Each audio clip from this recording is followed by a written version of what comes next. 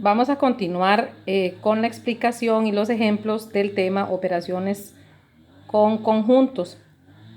Tenemos el conjunto M y el conjunto N y vamos a usar como universo la unión de los dos conjuntos.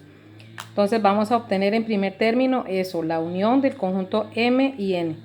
En este caso observamos que como M empieza en -5 y termina en 20, el conjunto N queda como un subconjunto de él. Todo el conjunto N está incluido dentro del conjunto M.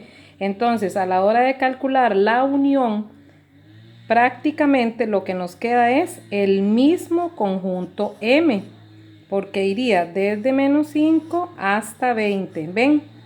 Exactamente el mismo conjunto M sería la unión, porque ahí estarían incluidos los elementos de uno o del otro conjunto. También vamos a obtener la intersección.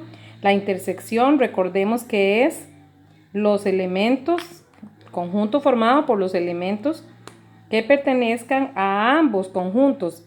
Entonces, si observamos acá, la parte que se repite o lo que tienen en común ambos conjuntos, justamente es todo el conjunto M. Todos los elementos del conjunto N están también en el conjunto M. Entonces, la intersección sería el mismo conjunto N. Esto no es una casualidad. Esto es algo que siempre va a ocurrir. Cada vez que un conjunto sea subconjunto del otro, cuando yo haga la unión va a quedar el conjunto más grande, por decirlo así. Y cada vez que calculemos la intersección va a quedar el conjunto más pequeño o el que era el subconjunto. O sea, eso lo podemos ver como una regla. Diríamos así, como sucede acá. Si N es subconjunto de M, o sea, si todos los elementos del conjunto N están contenidos dentro del conjunto M, sucede lo siguiente. Cuando calculamos M unión N, nos va a quedar el mismo conjunto M. Y cuando calculamos M intersección N, nos va a quedar justamente N. Eso va a ocurrir siempre que un conjunto sea el subconjunto del otro. Por otra parte, a la hora de calcular el complemento de M, serían todos los elementos que no están en el conjunto M, pero resulta que cuando calculamos la unión de M y N, nos dio el mismo conjunto M. Como ese era el que habíamos considerado como universo, si yo trato de encontrar elementos que no estén en el conjunto M, pero sean parte del universo, no voy a encontrar ninguno, porque justamente el universo es el mismo conjunto M. Por lo tanto, el complemento puede ser vacío, y eso es lo que ocurriría en este caso.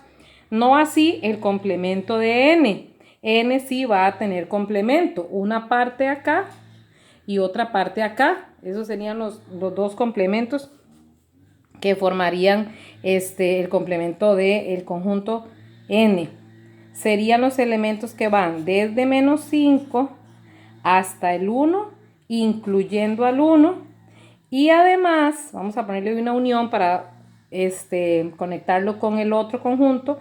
Serían los números que van del 9 sin incluirlo hasta el 20 abierto. Quiero reiterar, como lo hice en el ejemplo anterior, que en estos casos, estos dos corchetes van a quedar distintos de como estaban en el conjunto N, porque justamente 1 no es elemento del conjunto N. Por lo tanto, si no está en N, tiene que estar en el complemento. 9 sí es un elemento del conjunto N, por lo tanto no puede estar en el complemento. Un número está en el conjunto o está en el complemento, no puede estar en los dos.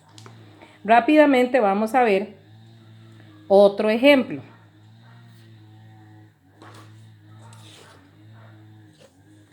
Y este tiene que ver cuando no me dan los conjuntos ya listos, sino que yo los tengo que ir numerando. Los conjuntos aquí están dados por comprensión y para poder resolver el ejercicio los necesitamos por extensión. Vamos a acomodar un poquito acá la hoja, ahí listo. Aquí yo omití mencionar que los conjuntos o los números pertenecían al conjunto de los números enteros, o sea, no son intervalos, son más bien conjuntos discretos, porque estamos mencionando que el conjunto A está formado por todos los elementos X, tal que X sea un número impar. En el caso de B, que sea primo, y en el caso de C, que sea par. Por lo tanto, tenemos que formar los conjuntos, que en este caso sería, si X es mayor o igual a 3, significa que voy a empezar desde el 3. Serían 3, el impar que sigue después de 3 sería 5, después 7, y ya no puedo seguir porque aquí dice que tiene que ser menor que 8, y menor que 8 pues sería 7, el número que está antes ahí. Ese sería el conjunto A, 3, 5, 7. En el caso de B, nos están pidiendo que el número sea primo y que sea mayor que 1 y menor que 13. Los números primos empiezan en el 2, 2, 3, 5, 7, 11 y 13. En este caso porque llega hasta el 13 inclusive, porque por eso lleva el igual acá. Menor o igual a 13 significaba que también lo puedo incluir a él. ¿Cuáles eran los números primos? Recordemos que son aquellos que solo son divisibles entre ellos mismos y entre el 1. Entonces, entre el 1 y el 13, los números que cumplen ese requisito son esos. Es importante que estos que no son tan difíciles y son más conocidos, pues los aprendamos de memoria. También tenemos el conjunto C, que dice que son los números pares que se encuentran entre 0 y 10, sin incluirlos. Por lo tanto, después del 0, el número par que tenemos ahí sería 2, ¿verdad? Entonces vamos con 2, 4, 6, 8. Cuidado, el 10 no, porque no lleva el igual, significa que no puedo incluirlo. Los números pares serían en ese caso 2, 4, 6 y 8. Ahí tenemos ya los tres conjuntos. Entonces, cuando me piden la intersección, la unión y todos estos conjuntos, de pronto es un poquito más sencillo porque yo puedo estar viendo todos los elementos. Como los conjuntos acá son conjuntos discretos, o sea, de los que se ponen entre llaves, separados por comas, estos también van a tener la misma forma. ¿Cuál sería entonces el conjunto A intersección C? Todos los elementos que estén en el conjunto A y también estén en el conjunto C. Si observamos detenidamente, no hay ninguno. Claro, ¿por qué no hay ninguno? Porque los números impares y los pares son conjuntos mutuamente excluyentes. O sea, un elemento o es impar o es par, no puede ser los dos a la vez. Entonces, esta intersección sería vacío. Se puede escribir así o también se podría escribir así. Las dos formas significan vacío. Si hallamos B unión C, es buscar los elementos que estén en B o en C, en cualquiera de los dos. Si se repite un número, como en este caso, se repite el 2 porque es el único número primo par que existe. Entonces, voy a escribirlo a él solo una vez y después lo voy a ir escribiendo en orden de menor a mayor. Sería 2, 3, 4, 5, 6, 7, 8, 9 no está, 10 tampoco, 11 y 13. Ese sería el conjunto de intersección el conjunto unión B con C. B unión C es todo este conjunto. Después también uno puede tener tres conjuntos involucrados. Entonces vamos a tener que hacer como dos operaciones, como lo que le llamábamos operaciones combinadas, ¿verdad? Nada más que eso usted lo vio con enteros, con números. En este caso tendríamos que hacer primero la intersección A con B y después unirlo con C. Entonces, A intersección B serían los elementos que estén tanto en A como en B. ¿Quiénes serían esos elementos? Vamos a ver. Que estén en A y también en B, que sean impares y también sean primos.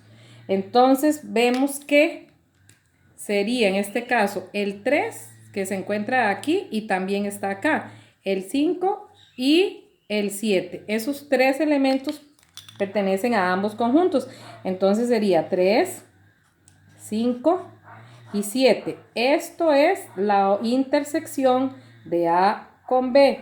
Y si a eso lo unimos al conjunto C, sería hacer un solo conjunto de estos dos, que los elementos pertenezcan a este conjunto o al conjunto C. Sería entonces agregarle a estos tres números impares todos los números pares del conjunto C para que los elementos pertenezcan a C o a la intersección. Nuevamente entonces los debemos de escribir en orden 2, 3, 4, 5, 6, 7 y 8. Los conjuntos se escriben de forma ascendente. Bien, para ir terminando, aquí tendríamos que calcular A unión la intersección de B con C. Entonces vamos a dejar A esperando y vamos a hacer primero la intersección porque nos la están encerrando entre paréntesis.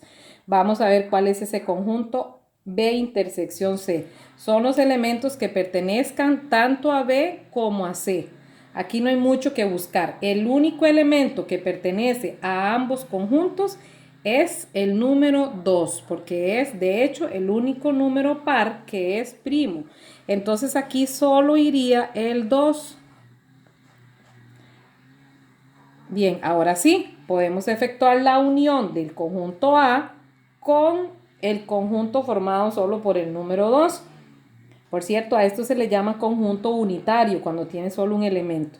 Vemos entonces que si A es 3, 5 y 7, yo lo voy a unir con un conjunto formado solo por el 2, el nuevo conjunto será 2, 3, 5 y 7.